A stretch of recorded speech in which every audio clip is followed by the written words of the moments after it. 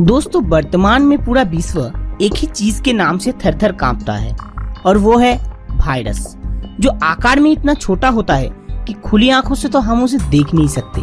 पर ये विषाणु कुछ सेकंड से लेके कुछ दिनों के अंदर एक जिंदा शरीर को मार डालने में सक्षम है। बेहद मारक क्षमताशील ये वायरस कभी कभी प्रकृति में ही मिल जाता है, जिनके मारक क्षमता बेहद कम होता है और इससे फैलने वाली बीमारियों से टीका या मेडिसिन द्वारा छुटकारा पाया जा सकता है। लेकिन कुछ वायरसों का जन्म इंसान द्वारा बनाया गया लेबोरेटरी में होता है, जिनको मारक हथियार के तौर पे इस्तेमाल भी किया जाता है और इन वायरसों का एंटीडोट बनाना भी लगभग नामुमकिन होता है। आखिर क्या है ये वायरस, कहां से आया ये, इसके शरीर में ऐसा क्या है जो एक जीवित शरीर को मार डालने में सक्षम है, जानेंगे आज के एपिसोड में। नमस्कार दोस्तों, मैं हूं पप्पू और आप देख रहे हैं मेमोरी बुक। तो आइए शुरू करते हैं।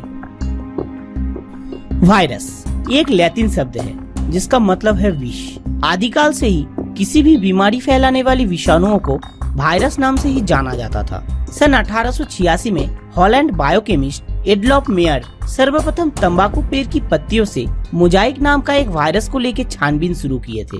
आंचलिक स्तर पर इसको बंट या स्मार्ट के नाम से भी जाना जाता था, पर लोगों के अंदर इस वायरस को लेकर गलतफहमियां पैदा न हो, इसीलिए उन्होंने इस वायरस को ट्रेबोको मोजाइक नाम से चिन्हित किए। इसके बाद सन 1892 में रशियन बैक्टीरियोलॉजिस्ट दिमित्री इवानोव्स्की ने एक जांच किया।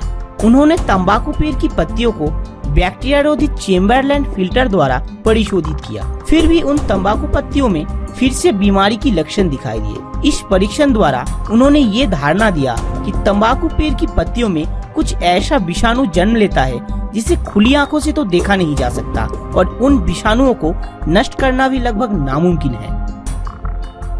इसी के साथ सन 1890 में ओलंदाज बैक्टीरियोलॉजिस्ट मार्टिनस ने अपने जांच पड़ताल के माध्यम से ये धारणा दिया, तंबाकू पत्तियों के ये मोजाइक नाम का बीमारी के कारण एक प्रकार के अति क्षुद्र संक्रमणशील जीवित तरल विषाणु है। उन्होंने ही सर्वप्रथम इस वस्तु को वायरस नाम से चिन्हित किए थे। बाद में मार्किन बायोकेमिस्ट स्टेलिन इस वायरस को तंबाकू पत्तियों से अलग करने में सक्षम हुए, जिसके कारण सन 1946 में उन्हें नोबेल पुरस्कार मिला था। सन 1936 में चिली के कुछ गवेषक ये साबित किया कि टोबैको मोजाइक वायरस प्रोटीन और न्यूक्लिक एसिड से बना एक अर्धतरल क्रिस्टलीय पदार्थ है।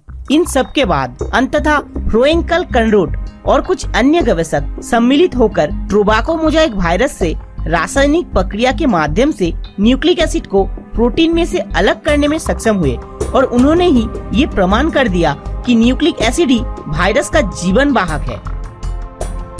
उद्भिद, प्राणी, बैक्टीरिया, साइनोबैक्टीरिया जैसी जीवित शरीर में ये वायरस सक्रिय अवस्था में रहता है। इसके अलावा हवा, पानी और मिट्टी जैसी जड़ वस्तु में ये वायरस निष्क्रिय अवस्था में रहता है। लेकिन निष्क्रिय अवस्था में रहने के दौरान भी वायरस अगर किसी जीवित शरीर के कांटेक्ट में आता है तो फिर से अपना असर दिखाने लगता है। अब आते हैं इसके आकृति और आयतन में। दोस्तों, ये वायरस इतना छोटा होता है कि इलेक्ट्रॉन माइक्रोस्कोप के बिना हम इसे देख नहीं सकते और इसके प्रजाति के आधार पर इन वायरसों का आकृति भी कई तरह के होते हैं। अब जानते हैं इसकी गठन यानी जेनेटिक स्ट्रक्चर के बारे में। वायरस की देह में कोई न्यूक्लियस और साइटोप्लाज्म नहीं होता, केवल प्रोटीन और न्यूक्लिक एसिड द्वारा इनकी देह गठन होता है। इनके अंदरूनी जानकारी का वाहक डीएनए और आरएनए दोनों ही हो सकता है। वायरस की देह की बाहरी हिस्से का प्रोटीन आवरणी को कैप्सिड कहा जाता है। इनका औसत व्यास 8 से 300 नैनोमीटर तक होता है। एसएस डीएनए सार्कोवायरस का जीनम के आकार सबसे छोटा होता है और सबसे बड़ा जीनम वायरस है पेंडोरा वायरस। इन वायरसों की वंश विस्तार के चक्र दो तरह के होते हैं। पहला है लाइटिक चक्र और दूसरा है लाइसोजोनिक चक्र। लाइटिक चक्र में एक वायरस परजीवी के तौर पर एक शरीर में वंश विस्तार करता है। इस स्तर पर इनको प्रत्यक्ष पहचान पाना नामुमकिन है। और लाइसोजोनिक चक्र में वायरस बैक्टीरिया कोशिकाओं में न्यूक्लिक एसिड प्रवेश कराता है और डीएनए के साथ युक्त होता है, फिर खुद ही सब कुछ नियंत्रण करने लगता है। तो दोस्तों, आप सोच ही सकते हैं ये छोटा सा चीज जो हमें खुली आंखों से नजर तक नहीं आता वो कितना विनाशकारी है। तो आज के लिए इतना ही। मिलते हैं अगले एपिसोड में कुछ नया और अनोखा जानकारी के साथ। तब तक के लिए नमस्कार।